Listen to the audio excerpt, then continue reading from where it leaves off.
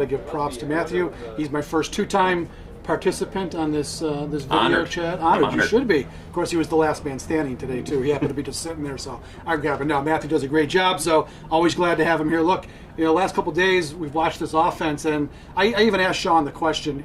Defense is always ahead of offense in the early part of camp, but shouldn't by now be the point where the offense starts catching up a little bit? And quite frankly, in my opinion, Matthew, and I want you to share yours, I don't think the offense is even close to where the defense is, even 10 days into camp here.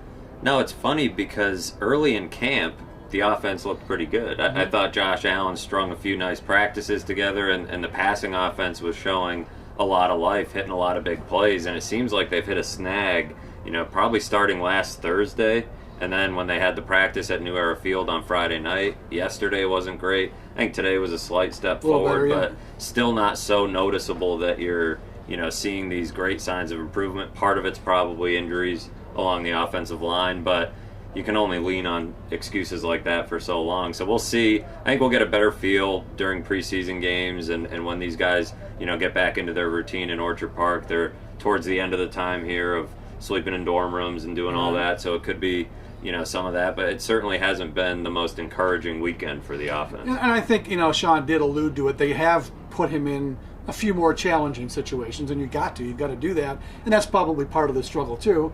And clearly the defense is better than the offense, so I understand where it's coming from. But I think from a fan's perspective, they read what we're writing, or what you're talking about in your podcast, and it's like, hey, we're worried about this offense. Josh Allen is supposed to be making linear progress in the right way, and it seems like you said it's kind of stalled. I'm not going to worry too much about it. I'm really looking forward, Matthew, to next week when they get into those practices with Carolina, because how preseason games go. They kind of can get squirrely, and the way the possessions might roll out, it doesn't really get you the kind of work you want to get.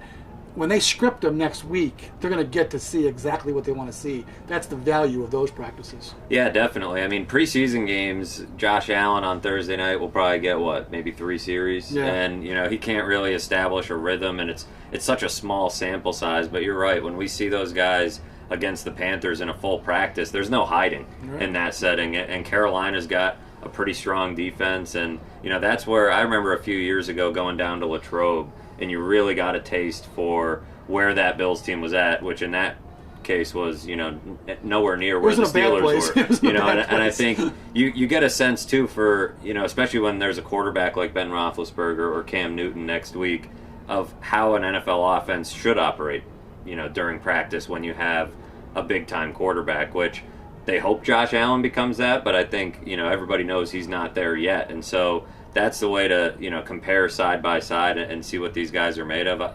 I love the joint practice setting. If there's some teams, the Patriots are doing 2 joint practices. I mean, there's obviously a lot of value in it, and so we'll see a lot of what this team's made of. I said when we talked to McDermott in June there, I said, do you still think you need 4 preseason games? He, of course, as a coach, he wants 4. But, man, it just seems like do 2 and do a shared practice with another team.